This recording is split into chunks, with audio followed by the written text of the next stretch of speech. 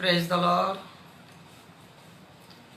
सारे कलीसिया को मैं बिशप अमित ओझा का तरफ से प्यार भरा प्रेज द लॉर्ड करता हूँ और प्रभु यीशु मसीह को नाम को धन्यवाद देता हूँ जो प्रभु यीशु मसीह ने आज मुझे आप लोग का बीच में आने को मौका दिए। इसीलिए मैं प्रभु यीशु मसीह का नाम को धन्यवाद करता हूँ। वो राजाओं का राजा, प्रभुओं का प्रभु, जो थे, जो है, जो युगानुग रहने वाले, जो आने वाले पवित्र परमेश्वर, एक ही जिंदा खुदा प्रभु यीशु मसीह के नाम से फिर एक बार मैं प्रभु का नाम को धन्यवाद देते हुए आप सबको भी धन्यवाद देता हूँ। जैसा आप जानते हैं कि गया 2 हफ्ता मैं आप लोग का बीच में नहीं आ पाया। 6 सितंबर को और 13 सितंबर को मैं आप लोग का बीच में नहीं आ पाया क्योंकि 5 सितंबर को मेरा एंजियोप्लास्टिक सर्जरी हुआ, जिसके कारण मैं 2 हफ्ता आप लोग का बीच में नहीं आ पाया। सो परमेश्वर महान है क्योंकि समय में हमारे जीवन में कार्य करते हैं। हम कभी कभी देखते हैं कि अब बहुत सारा समय में हम इंसान होने के नाते परमेश्वर के साथ हम वाद विवाद भी कर लेते हैं कि परमेश्वर हम दुख में हैं, तकलीफ में हैं, कष्ट में हैं, परमेश्वर हमें देखते नहीं, परमेश्वर हमें छोड़ दिए। लेकिन आज मैं मेरे जीवन का गवाही के द्वारा बताना चाहता हूँ ये हमारा सोच गलत है, परंतु पवित्र परमेश्वर 24 घंटा बिना पलक झपकाते हुए वो हमारे ऊपर दृष्टि बना के रखते हैं। इसलिए मैं वो प्रेमी पवित्र परमेश्वर को धन्यवाद करता हूँ। जब से लॉकडाउन शुरू हुआ उसके पहले से भी मेरे चेस्ट में बहुत पेन होता था। ये सेंटर ऐसा में मैं 2 कदम चल भी नहीं पाता था, 2 स्टेप में घर पे चढ़ भी नहीं पाता था। अगर 2 कदम चला या 2 स्टेप चढ़ा उसके बाद दम भरता था और इतना चेस्ट में पेन होता था कि मुझे सहन करना भी मुश्किल था। और इन परिस्थिति में लॉकडाउन आ गया। सारे परिस्थिति में प्रभु को धन्यवाद हो, मैं हॉस्पिटल जाने को भी मेरे लिए मुश्किल हो गया। मैं हर एक बात में प्रभु को धन्यवाद देना चाहता हूँ। 20 अगस्त को मैं मेरा मदर इन लॉ का घर पे गया था क्योंकि जब से चेस्ट में पेन हो रहा था तब से मेरा आँख का सामने सदैव चक्कर रहता था और अंधकार भी रहता था। ये बातें को मैं अपने आप पे सही लेता था, परंतु कि बताना चाहता हूँ मैं आप लोगों को कि मैं प्रार्थना बहुत करता था। रात रात भर उठ के मैं प्रभु को प्रार्थना करता था कि परमेश्वर आज ये तकलीफ क्या है, मेरे शरीर को बनाने वाला आप है, आप जानते हैं। तो 20 अगस्त को गया हुआ था, वहाँ पर सब ब्लड प्रेशर चेक कर रहे थे। मुझे कभी ब्लड प्रेशर का तकलीफ नहीं आया था। जब मेरा चेक किया गया 180 का ऊपर ब्लड प्रेशर, 180/110 120 का ब्लड प्रेशर था। तो मुझे सब बोले सचमुच आपको ब्लड प्रेशर है। तो मैंने वो बातों को नज़रअंदाज कर दिया।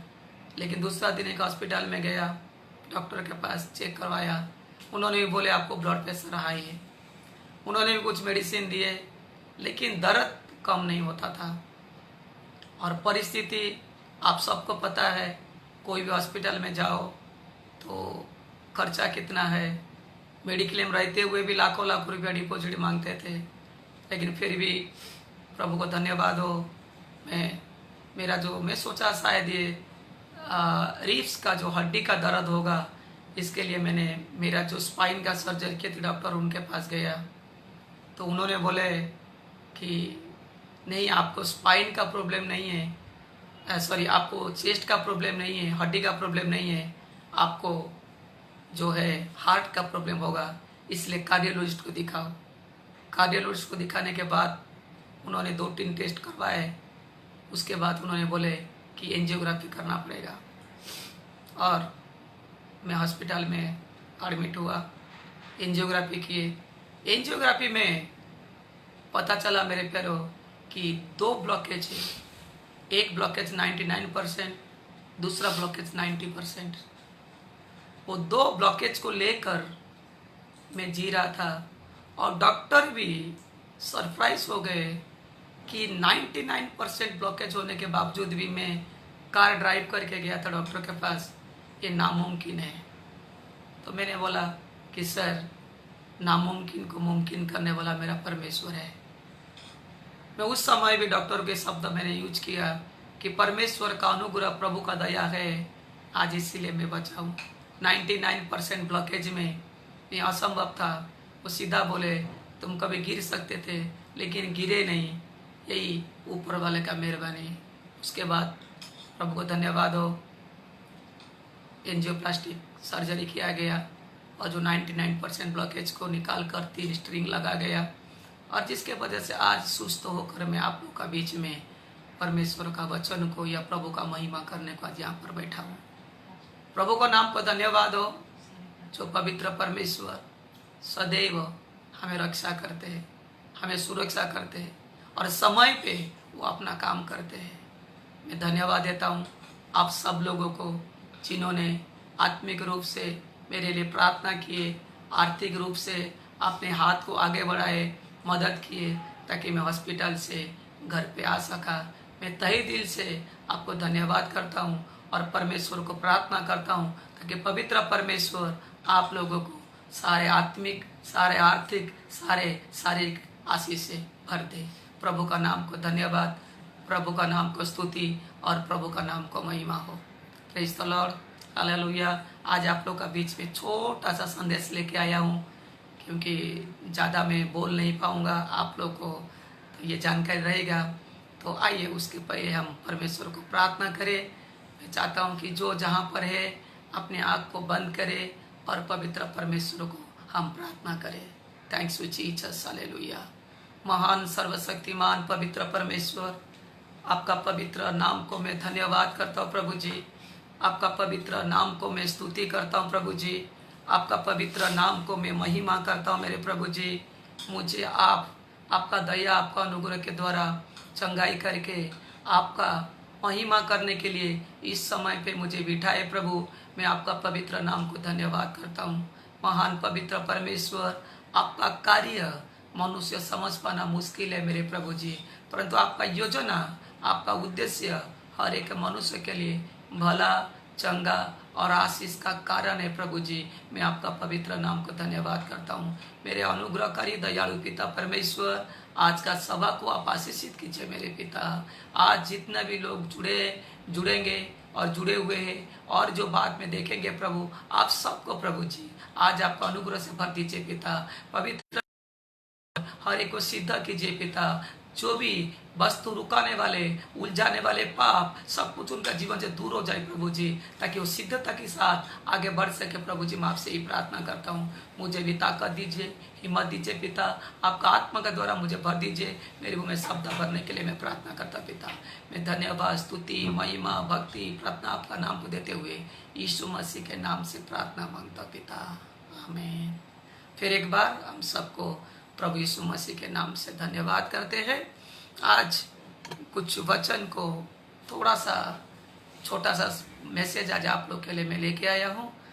इसीलिए आज हम परमेश्वर का वचन को देखेंगे कि किस प्रकार परमेश्वर हमसे क्या चाहता है कि सारे वाद विवाद, उलझाने वाली बातें को दूर करके कैसे हमें आगे बढ़ते जाना है, उसके बारे में देखेंगे।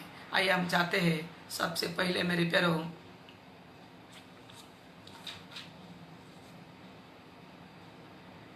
हम आगे बढ़ना है।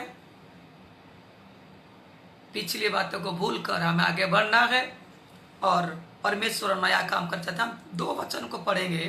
पहले फिलिपियों का किताब 3 अध्याय 13 और 14 वचन, और एशा किताब 65 का 17। एशा किताब 65 का 17 में कहता है, देख मैं नया करने वाला हूँ, देख मैं नया करने वाला हूँ। और अगर फिलिपियों में पढ़ेंगे, वहाँ पर पौलुस कहता है ऐसा नहीं है कि मैं प्राप्त कर चुका हूँ, परंतु मैं पिछली बातें को दुर्लक्ष्य करते हुए आगे बढ़ते जाता हूँ ताकि वो सिद्ध तोहफा को मैं पा सकूं जो पवित्र परमेश्वर ने मेरे लिए उसको रखा है। आमीन, हालेलुया। हमें परमेश्वर का वचन आज यहाँ पर हमें एक चेतावनी दे रहा है। परमेश्वर का वचन आज यहाँ पर हमें अगुवाई कर रहा है। मेरे जीवन में देखिए मेरे प्यारो, मैं बता सकता हूँ परमेश्वर ने मुझे एक नया जीवन दिए। मैं साथ में ये भी बता सकता हूँ परमेश्वर ने मुझे एक नया हृदय को दिए। नया करने वाला पवित्र परमेश्वर प्रत्येक दिन नया करता है, क्योंकि दाऊद भी कहता है कि पवित्र परमेश्वर प्रति भोर को तू मुझे नया नया अभिषेक से भर, प्रति भोर को नया नया वरदान से भर। उसी प्रकार मेरे प्यारो ऐसा किताब में कहता है, अगर उस वचन को हम पढ़ेंगे 65 का 17 क्योंकि देखो मैं नया आकाश और नई पृथ्वी उत्पन्न करता हूँ और पहली बातें स्मरण न रहेगी, पहली बातें को स्मरण न रहेगी और सोच विचार में भी न आएगी। इसलिए जो मैं उत्पन्न करने पर हूँ उसके कारण तुम हर्षित हो, आनंदित हो और सदा सर्वदा मगन रहो। पिछली बातें को दुर्लक्ष्य करते बाइबल बताती है मैं नया करने वाला हूं, मैं ऐसा नया करने वाला हूं ताकि तुम पिछली बातें को दुर्लक्ष्य करते हुए तुम आगे बढ़ते हो। ये बाइबल बताती तुम्हारा सोच में भी वो गुलामी नहीं आएगा, तुम्हारा सोच में भी वो बुराई नहीं आएगा, तुम्हारा सोच में भी वो कठिनाई नहीं आएगा, तुम्हारा सोच में भी वो गरीबी नहीं आएगा, तुम्हारा सोच में भी वो दरिद्री नहीं आएगा, तुम्हारा सोच में भी वो परेशानी नहीं आएगा, तुम्हारा सोच में भी वो दुख नहीं आएगा, क्योंकि मैं सब कुछ नया करने पर हूँ, मैं सब कुछ नया करने पर हूँ। परमेश्वर हमें नया देखना चाहते हैं मेरे प्यारो, परमेश्वर हमें नया बातें करना चाहते हैं मेरे प्यारो।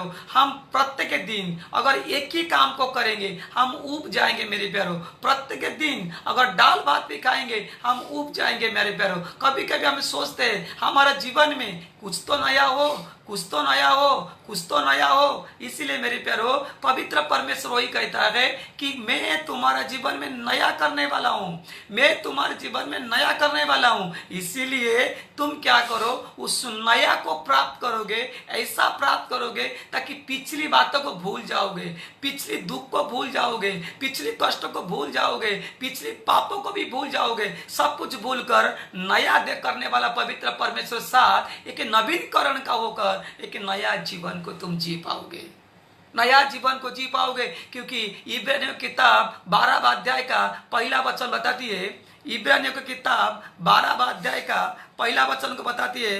हम वो वचन को जरा पढ़ेंगे, उसमें लिखा गया है,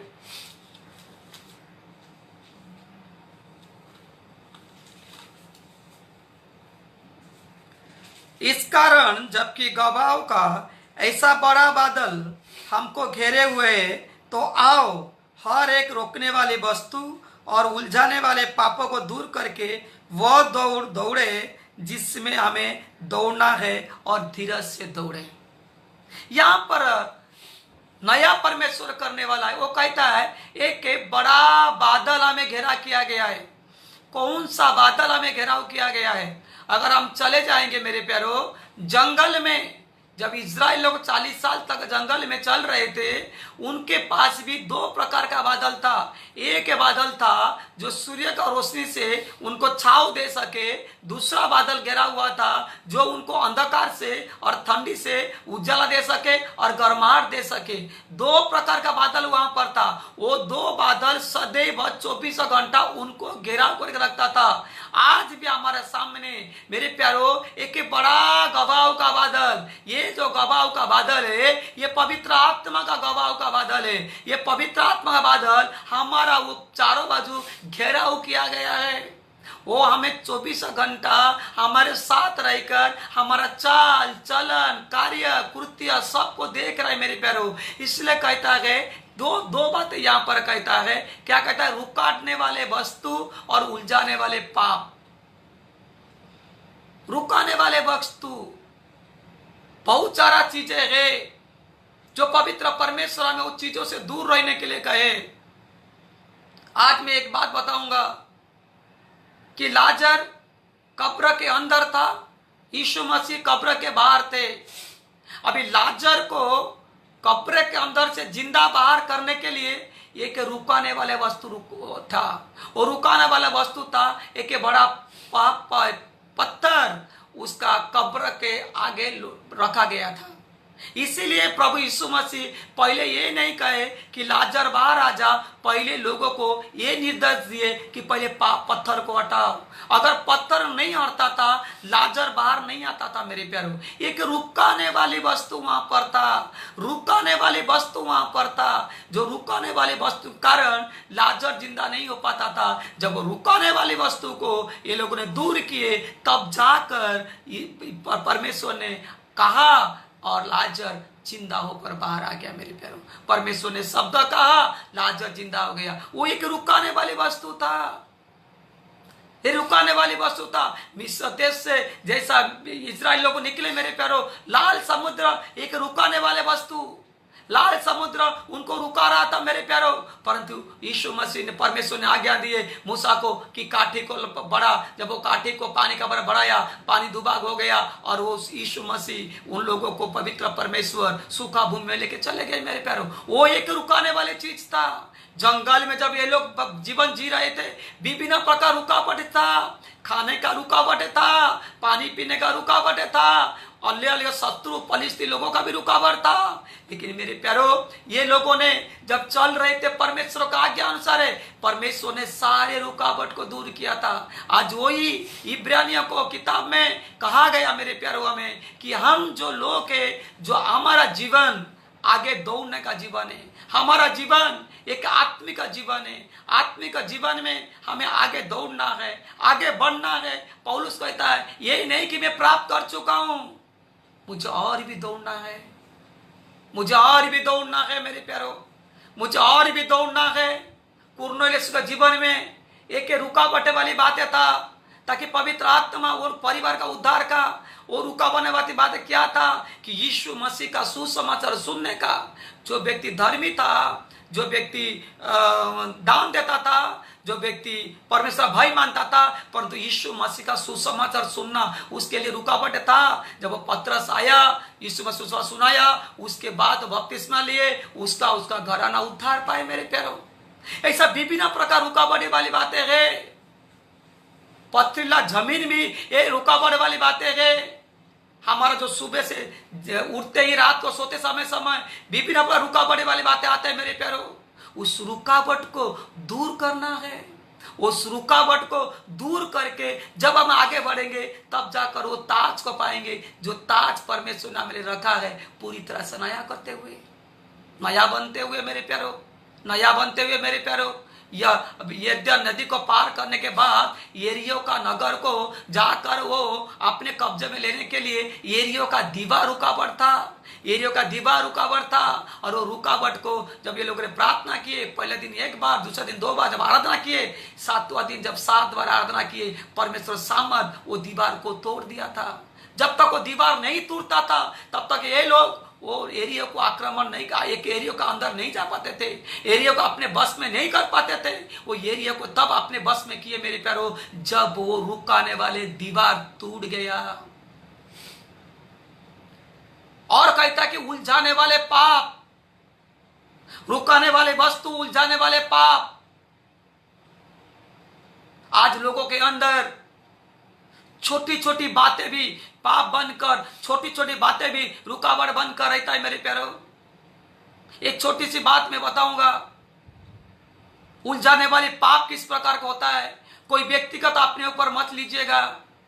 इतना दिन से लॉकडाउन है, काम नहीं था, अभी लोगों के पास काम आ गया। सोचो 10,000 रुपया पगार आया है। 10,000 पगार से इंसान का मन में पहले सोच आता है, क्या सोच आता है कि मुझे 10वां देना है, 1,000 रुपया 10वां देगा। मैं बोला व्यक्तिगत रूप से मत लीजिए कि सब छोटे छोटे उलझाने वाली पाप हमारा जीव सामने रहकर हमें प्रभु से दूर करता है और हमें नया बन नहीं पाते, जो नया बनने का आज्ञा, प्रतिज्ञा या आशीष से परमेश्वर हमें दिया है। हाँ, दे देंगे तो क्या होगा, आज नहीं अगला महीना देंगे, अगला महीना कभी आने वाला नहीं है। छोटे छोटे बातें जो दोस्त हमें गलत सिखाते हैं, वो दोस्त के फंदे में फंस जाना, ये उलझाने वाले पाप है। मिश्री, तंबाकू, गुटखा, सिगरेट, बियर, दारू नहीं पिएंगे, बियर पिएंगे, ये जो छोटी छोटी बातें मेरे प्यारो, यही उलझाने वाली पाप हमें ऐसा मकड़ी का जाल जैसा हमारा चारों बाजू उलझ जाता है मेरे प्यारो। उसमें से बाहर निकलना हमारा मुश्किल हो जाता है, उससे बाहर निकलना हमें मुश्किल हो जाता है। इसीलिए मेरे प्यारो, हमको सिद्धता को प्राप्त करना है, हमें सिद्धता का कमर बंद को बांधना है, तब जाकर जो रोमियो का इब्रानियों का 12वां अध्याय में कहा है, ताकि हम वो दौड़ दौड़े, कौन सा, धीरज के साथ और सिद्धता की दौड़ दौड़े। धीरज के साथ परमेश्वर के पास देर है परंतु अंधेर नहीं है। परमेश्वर कभी कभी हमारा जीवन में विलंब करता है काम करने के लिए। ये मेरा जीवन का अभिज्ञता में बताया मेरे प्यारो। कुछ दिनों से मैं पूरी तरह से निराश का जीवन को जी रहा था, लेकिन परमेश्वर ने मुझे किस प्रकार का बातों से मुझे आज तैयार करके आप लोग का बीच में लाया। पर मेरे प्यारो, ये एक अद्भुत है, एक अद्भुत है, एक अद्भुत है। एक नया जीवन मुझे दिया परमेश्वर, एक नया हृदय दिया मेरे को मुझे परमेश्वर। क्यों? इसीलिए ताकि हम नया बनते हुए परमेश्वर का उस सिद्ध इच्छा को पूरी कर सके जो इच्छा परमेश्वर का हमारे प्रति है। हमें हालेलुया, जो इच्छा परमेश्वर का हमारे प्रति है वो सिद्ध इच्छा को हम पूरी कर सके मेरे प्यारो। इसीलिए उलझाने वाली वस्तु क्या क्या है जरा हम पढ़ेंगे। कुलिस्यों का किताब 3रा अध्याय, कुलिस्यों का किताब 3रा अध्याय का 12 से 16 वचन।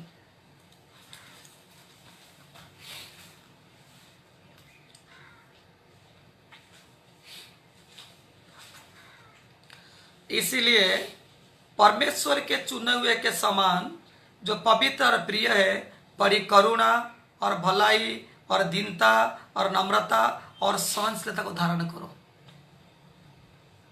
पेशेंस, एक सहनशीलता सबसे पहले धारण करना, जो आज का जीवन में नहीं, आज का परिस्थिति में नहीं है। आज 4G 5G का जमाना है। जैसा 4G 5G का जमाना है, हम सारे विश्वासी लोग वही सोचते हैं कि ऐसे ही स्पीड में परमेश्वर हमारे जीवन में काम करना चाहिए। आमीन, हालेलुया। हम वही सोचते हैं क्योंकि 4G 5G का जमाना है मेरे प्यारो। लेकिन बाइबल बताती है कि और नम्रता और सहनशीलता को धारण करो, और यदि किसी पर दोष लगाने का कोई कारण हो तो एक दूसरे को सह लो और एक दूसरे के अपराध को क्षमा करो। ऐसा प्रभु ने तुम्हारा अपराध क्षमा किया, वैसे ही तुम भी करो। ये भी एक उलझाने वाले पाप हमारे अंदर है। यहूदा इस्करियोत का अंदर एक उलझाने वाले पाप था, पतरस का अंदर भी उलझाने वाले पाप था। यहूदा इस्करियोत चलता था प्रभु के साथ साथ, लेकिन उसका जो उलझाने वाली बातें था, इससे तो चंद रुपया के लिए उसने यीशु मसीह को पकड़ा दिया था। गेहजी के बारे में सोचिएगा, एलिया का सेवक एलिसा था, उससे दुगुना आशीष को पाता है, दुगुना सामर्थ को पाता है। परंतु एलिसा का सेवक गेहजी नामान कोढ़ी का श्राप अपने पीढ़ी में लेके जाता है। क्यों? उसके मन में भी उलझाने वाले पाप था। क्या होता है, थोड़ा कपड़ा लेके थोड़ा सोना लेके रख दूंगा घर पे। तब एलिसा कहता है, तू जब उसके पीछे दौड़ रहा था तब मैं तुझे देखा था। क्योंकि हम जो भी करते हैं, एक ही बात को ध्यान सोचना देख रखना चाहिए कि पवित्र परमेश्वर सदैव हम पर दृष्टि करके रखता है। आमीन, हालेलुया, आमीन, हालेलुया। और क्या कहता है कि उस सब के ऊपर जो प्रेम को सिद्धता का कटिबंध भी बांध लो, और मसीह का शांति जिसके लिए तुम दया होकर बुलाई भी गए तुम्हारे हृदय में राज्य करे और धन्यवादित बन रहो। मसीह का शांति हमारे हृदय में राज करे। एक बात बताना चाहता हूं मेरे प्यारो, गिफ्ट मत मांगो, मांगना तो मसीह का पीस को मांगो, शांति को मांगो। आज हम लोग गिफ्ट पे गिफ्ट, वरदान पे वरदान, वरदान पे वरदान, वरदान पे वरदान, परमेश्वर हमें ये वरदान, प्रभु ने हमें ये वरदान, वो वरदान मांगते रहते हैं ताकि परमेश्वर को और से प्राप्त करे। लेकिन उससे बढ़कर मसीह को, शांति को अपने हृदय में बने रहने दो। जब पुरानी बातें अगर हमारा अंदर रहता है, उलझाने वाली बातें अगर हमारा अंदर है, तो हम नया बातें कैसा प्राप्त कर पाएंगे। सुबह सुबह हम जब मटके में पानी भरते मेरे प्यारो, जब तक वो मटका को धोकर, उस मटका को धोकर गंदगी नहीं दूर करते, तब तक उस मटका में पानी नहीं भर पाते। आजकल का जमाना है, लैपटॉप का जमाना है, मोबाइल का जमाना है मेरे प्यारो। कभी कभी मोबाइल हैंग हो जाता है, लैपटॉप भी हैंग हो जाता है। क्यों हैंग होता है? और हैंग होने के बाद क्या करना पड़ता है? हैंग होने के बाद हम उसको फॉर्मेट मारना पड़ता है। हम उसको बहुत सारे बातें रहेगा जो हमारा काम का नहीं है, उसको डिलीट मारना पड़ता है। जब तक वो डिलीट नहीं मारोगे तब तक वो हैंग होके बैठेगा। जब डिलीट मार दोगे तब फिर हमारे हिसाब से वो काम करेगा। हम किधर भी जाते हैं, मोबाइल हाथ में, आजकल कैमरा का जमाने में फोटो लेते, स्लिप सेल्फी लेते, परंतु जब उसका मेमोरी या डाटा फुल हो जाता है, उसके बाद हमको क्या करना पड़ता है? कुछ तो ऐसा है जो डिलीट करना पड़ता है। ऐसे ही मेरे प्यारो, आज मैं आपके लोगों को चुनौती दे रहा हूं। कौन सा बात ऐसा आपका जीवन में है जिसको आपको डिलीट करना चाहिए? आप उसको डिलीट कीजिए, भूलिए वो बात को। जब तक नहीं भूलते हैं, जब तक मेल मिलाप नहीं करते हैं, जब तक सीधा नहीं बनते हैं, तब तक भी परमेश्वर हमें आशीष नहीं देगा। यीशु मसीह बपतिस्मे के बाद 40 दिन जंगल में क्यों गए थे? बपतिस्मा लेने का पहले यीशु मसीह अपने पिता का जवाबदारी को पूरा कर रहे थे, काम कर रहे थे। लेकिन 40 दिन जंगल में क्यों गए? ताकि संसार के सारे बातें जो किए वो को भूल सके। वो अपने आप को भुलाकर पवित्र परमेश्वर का संगति में बैठे गए थे मेरे प्यारो। और उसके बाद देखे शैतान परीक्षा लेने को आया। जब शैतान भाग गया तब स्वर्गदूत आके परमेश्वर का सेवकाई करने लगे मेरे प्यारो। आमीन, हालेलुया। उसके बाद मैं बताना चाहता हूं, एकांत में बहुत सारा समय यीशु मसीह एकांत में चले जाते थे। क्यों? वो एकांत पे जाकर अपने आप को सब भुलाकर वो पिता के साथ कनेक्ट रहते थे। एक बार पतरस को, योना को और याकूब को लेकर प्रभु एकांत में चले गए। क्यों? वो दिखाना चाहते थे तीनों को कि वो कौन है सचमुच। क्या है उलझाने वाली बात? पाप। यहां ऐसा भी क्या कर रहा था मेरे प्यारो? उसके अंदर ऐसा उलझाने वाली पाप था। वो दर्शन देखने का पहले सिर्फ उलझाने वाले पाप में उलझ गया था। लेकिन जब प्रभु का दर्शन को देखा तब अपने आप को प्रभु के सामने गिराया और उसका उलझाने वाली बातें दूर हो गया।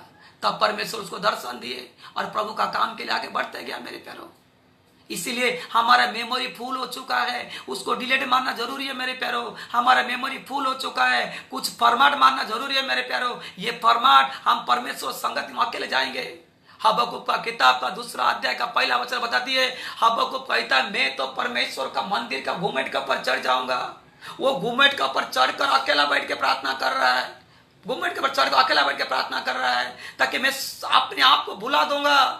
वो सब कुछ भुलाकर जब ऊपर चढ़कर प्रार्थना किया, उसके बाद परमेश्वर से दर्शन दिए कि वो दर्शन तो लिख और दौड़ ताकि सब लोग दर्शन को पढ़ पाएंगे।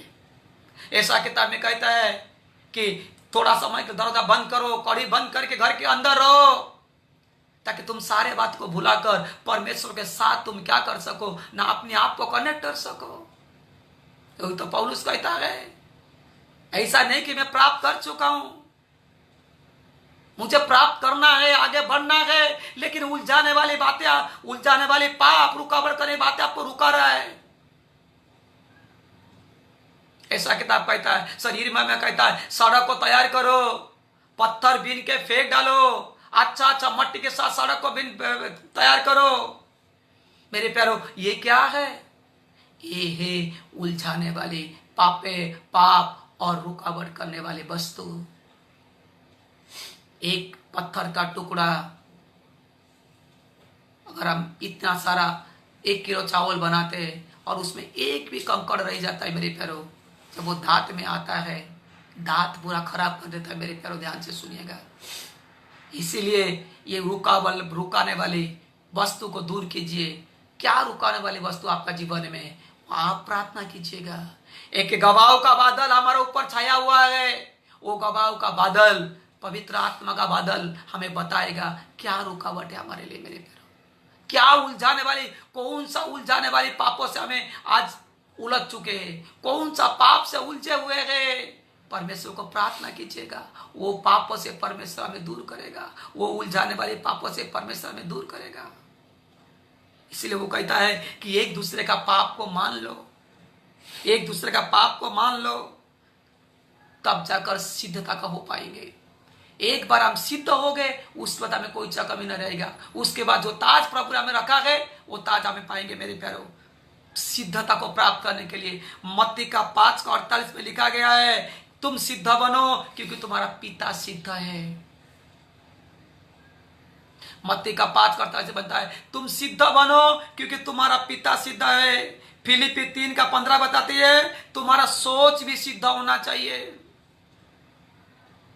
कभी कभी हम एक निर्णय लेके चले जाते हैं, प्रभु को प्रार्थना करके निर्णय लेके जाते हैं, और बीच में कोई मिल गया तो हमारा सोच फिर बदल जाता है। नहीं, हमारा सोच को भी सिद्ध करना चाहिए। ऐसा सिद्ध सोच होना चाहिए पवित्र आत्मा के द्वारा, ताकि वो सोच कोई ना बदला सके, और वही सिद्धता के द्वारा आगे बढ़ेंगे, ताकि हम ताज रखा पाएंगे। मेरे प्यारों, कुलुस्सियों 1:28 में कहता है, जो सबमिशन, हमारा जो समर्पण भी सिद्धता का होना चाहिए। जैसा मैंने 2 संडे पहले बताया था मेरे प्यारों, कि परमेश्वर के साथ हम लोग विजिटर नहीं, हम गुप्त स्थान में बैठने वाला व्यक्ति बनना चाहिए। ऐसा हमारा समर्पण भी सिद्धता होना चाहिए, आधा अधूरा समर्पण नहीं होना चाहिए।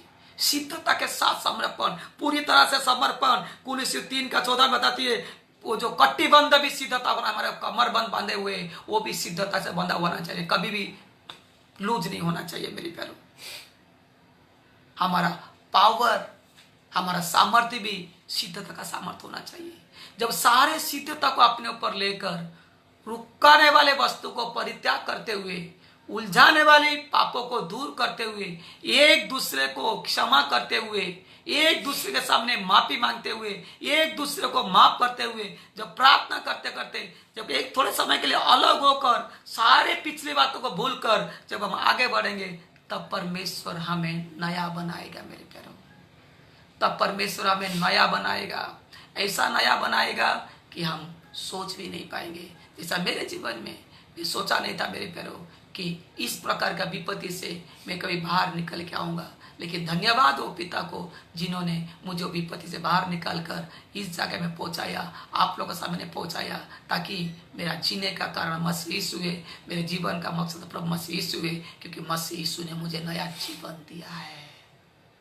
उसी हिसाब से अगर हम सब मिलकर यही सोच के साथ आगे बढ़ेंगे, पवित्र परमेश्वर हमें आशीष करेंगे, और पवित्र परमेश्वर का सामर्थ्य के द्वारा हमें आगे बढ़ते जाएंगे, और मेरे प्यारों, वो ताज को पाएंगे जो ताज परमेश्वर आपके लिए, हमारे लिए रखा है। पवित्र परमेश्वर इस वचन के द्वारा आप सबको आशीष करें। आइए हम सब मिलकर परमेश्वर को प्रार्थना करें। महान अनुग्रहकारी पिता, मेरे दयालु प्रभु जी, आज का वचन के लिए मैं आपको धन्यवाद करता हूं। मेरे पिता, आपने इस समय दिए, ये अवसर दिए, ताकि मेरे पिता मैं आज इस वचन को आपके लोगों को सुना सकूं। प्रभु जी, सचमुच आपने मुझे एक नया जीवन दिए, एक नया हृदय को दिए मेरे पिता। वही नवीन करने के साथ मैं नया होते हुए आगे बढ़ सकूं प्रभु। और जितना जन आज वचन को सुने, जो सुनने वाले प्रभु, कौन सा रुकावट वाली वस्तु है, उलझाने वाले पाप है, वो सब कुछ उनका जीवन से दूर करके सिद्धता के साथ आगे बढ़ने के लिए प्रभु जी आप सबको मदद कीजिए मेरे पिता। पवित्र पिता, सारे आत्मिक, सारे आर्थिक, सारे शारीरिक आशीष से प्रभु आप सबको भर दीजिए। प्रभु जी मैं प्रार्थना करता हूँ, आपका पवित्र आत्मा सबको अगुवाई कर ले चले मेरे पिता। वो बड़ा बादल, गवाह का बादल सदैव उनके साथ साथ रहकर प्रभु उनको आशीषित करे पिता। मैं धन्यवाद, स्तुति, महिमा करता पिता, हमारे प्रार्थना को सुने। सारे आदर मैंने आपको देते हुए पिता, पुत्र, पवित्र आत्मा के नाम से तमाम लोग को आशीष करते हुए यीशु मसीह के नाम से प्रार्थना मांगते पिता, आमीन।